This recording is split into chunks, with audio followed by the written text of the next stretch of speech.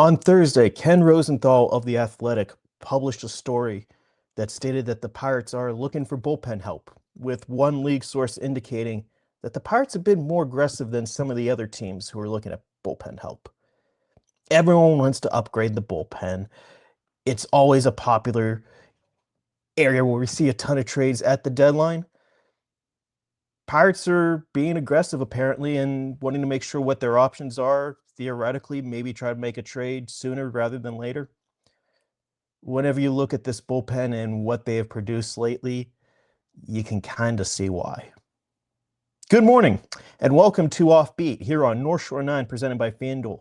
My name is Alex Stumpf and this is a daily look at your Pittsburgh Pirates. I want to rewind back to Wednesday night. A tough loss, maybe the hardest loss the Pirates have taken this year. The one exception being against the Cardinals, where Dennis Santana in late August or late April gives up a couple home runs. Pirates blow a 2-0 lead, take the loss.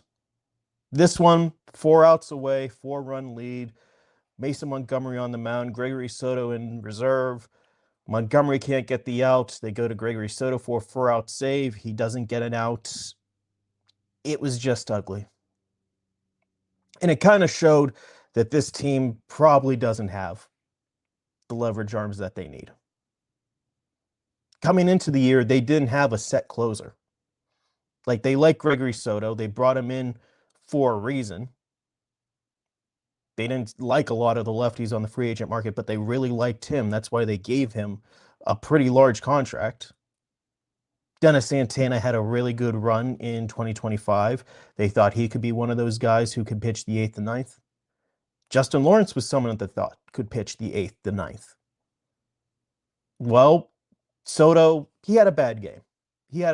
I don't want to pile on to Soto because I don't think that's fair every time a closer has an off night. And he has been good. 2.86 ERA. He's been a reliable part of this bullpen for the most part. But Dennis Santana has had an awful year. Justin Lawrence, DFA'd, traded. Isaac Mattson in AAA trying to sort things out mechanically. This is an ugly spot for the bullpen. You can find some good performances here, like Evan Sisk. He's been really good, but he's a loogie. Mason Montgomery, he's doing pretty well, but boy, he shouldn't be pitching the 8th. He shouldn't be your dedicated setup man. He's more Justin Wilson than he is a Tony Watson at this stage of his career. And that's not anything bad. Justin Wilson, I'm sorry, has had a fine career. But that's kind of more the role that Mason Montgomery ideally would be in right now. Just throw hard, get guys out in the 6th and the 7th. Be an opener. That's whenever he was doing his best stuff, is whenever he was bouncing around in different roles. Wilbur Dotel has been incredible so far, but as a converted starting pitcher, you can't really go to him that often. They've been pretty much going to him either on his what would have been a regular start day or the bullpen day. A lot of times. So while he's pitching to a 1.08 ERA and striking out a batter an inning, he's really only available for those bursts of a couple innings every couple days, once or twice a week. And it looks like Carmen Mlodzinski is going to be the same. And it looks like Carmen Mlodzinski can't be used in the way that you would ideally like to use a relief pitcher. Whenever there is a call for it. Like, if there was ever a time for Mlodzinski to come into a game and land the plane, it probably would have been Wednesday. Paul Skeens doesn't get out of the 5th. You have 3-4 innings, a nice runway for him. Throw him in there. Now, Jared Jones, obviously, he's going to start on Thursday. The Pirates are going to be managing innings with him. It would make sense why there'd be a bulk guy to go along with the starter. I think we're going to see the same with Braxton Ashcraft for some starts here. Braxton, they don't want to put him in the bullpen. They want him to start, but they have to manage innings. So I imagine we're going to see some 5 dives. We're going to see some firm pitch counts with him. So you need those type of guys, but they're not really available every day. They have office hours whenever they could come in. And I'm not blaming like Wilbur Dotel. This is a new role for him. He is pitching extraordinarily well. If this is all he is going to be, the guy who once or twice a week kicks ass, great. Don't think twice about it. But it shows that they don't have the inning by inning guys. That whenever Paul Skeens gets pulled in the 5th inning, who do they go to? They try to squeeze another inning out of Johan Ramirez, and he gives up a couple runs. And then Mason Montgomery gives up some runs. And then Gregory Soto can't get a 4-out save. And look, Gregory Soto has been solid this year, but he's not the type of guy that I want to go to for 4-out saves that often. He's not the all-star that he was 4 years ago. He's still a good player. I still like what he's doing with the sweeper and the pitch mix, but there are some red flags with the sinker, metrically speaking, going into Wednesday. Like, hey, he is outperforming what the peripherals say that he is. And there's really no one else in AAA, as we've talked about, that can be an impact outside of like maybe Antoine Kelly, who would be in that Wilbur Dotel type role, I imagine. He's a starting pitcher down there. I don't think you can convert him to someone who could go back-to-back days or pitch at a moment's notice. So if it's an 8-man bullpen and you have 2 guys dedicated pretty much to they can only pitch 1 or 2 days a week, and you can't really pick and choose what days. It's going to be more of a schedule. It's not going to be a case-by-case basis. Well, okay, what do you go to then? You've got a couple lefties and a couple struggling right-handers and a couple rookies. It's a bullpen that desperately needs an upgrade.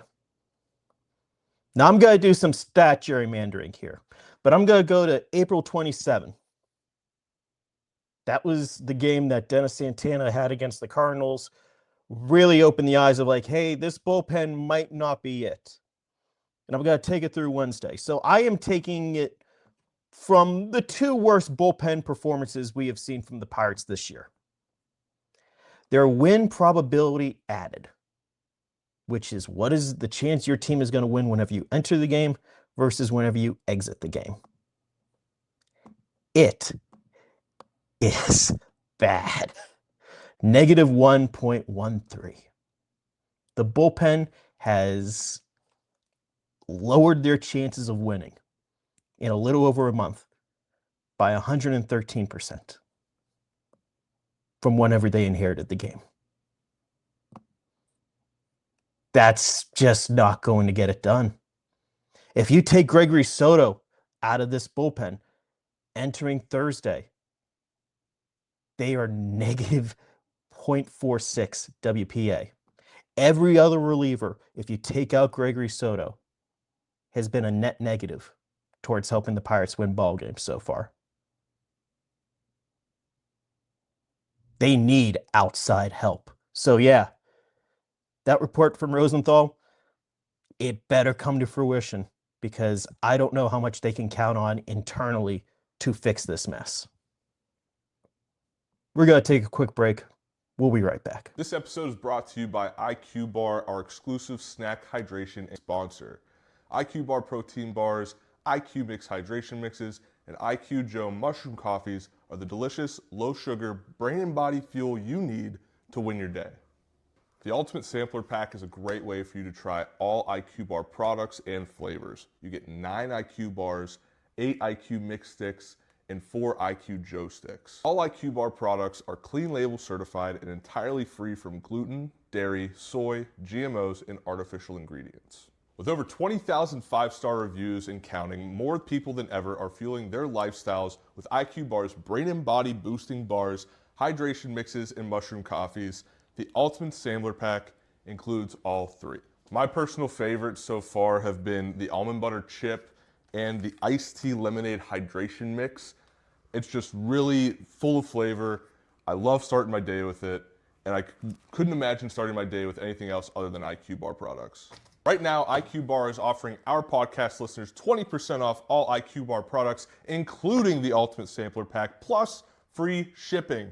To get your 20% off, text MLB to 64,000. That's MLB 64000. Message and data rates may apply. See terms for details. It's a 5.41 ERA since April 27, the third worst in baseball.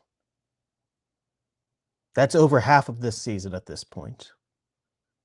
It's been over half of this season of this bullpen just not having enough reliable middle relief or late inning relief.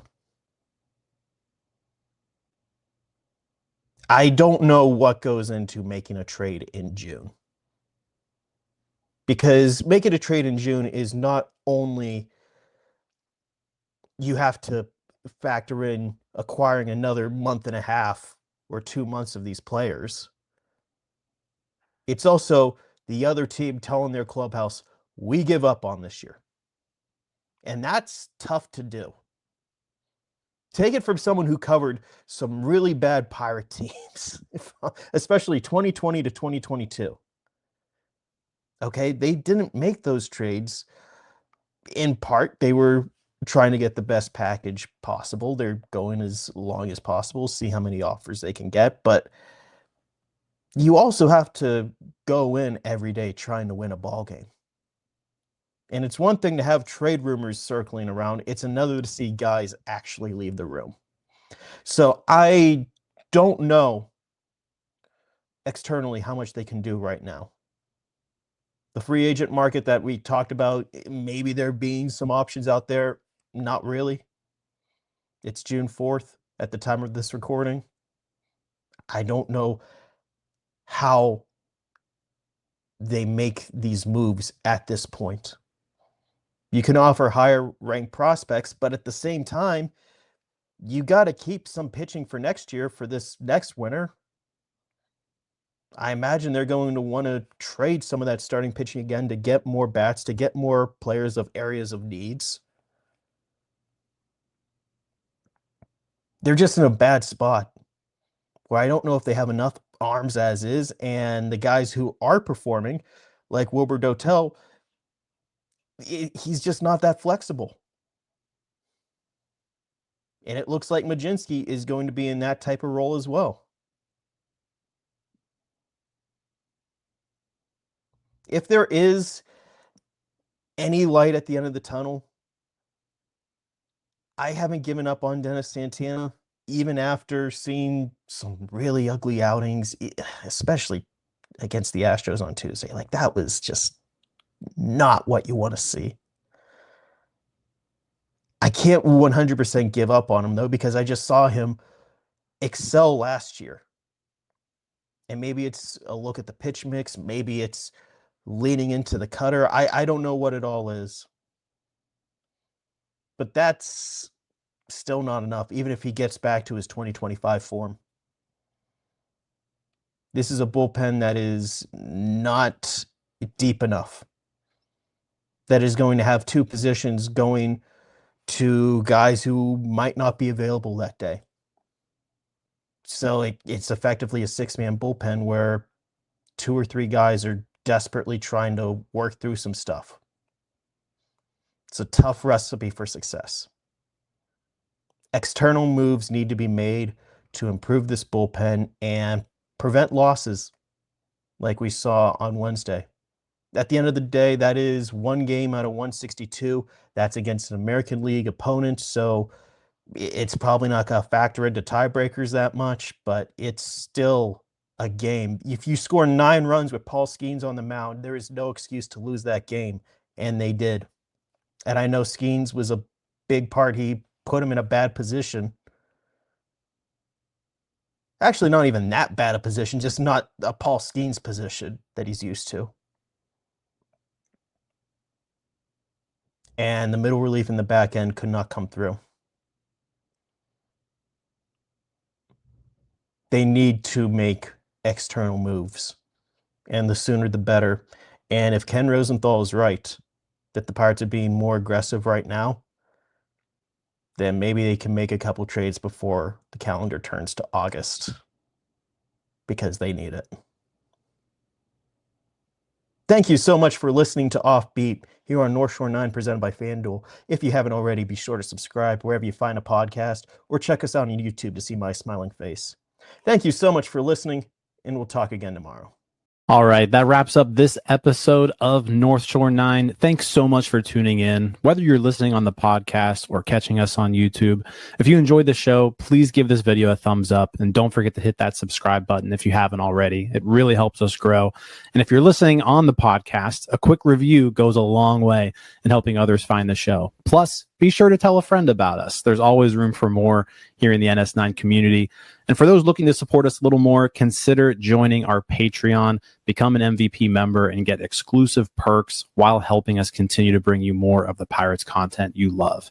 Thanks again for all your support, and let's go Bucks.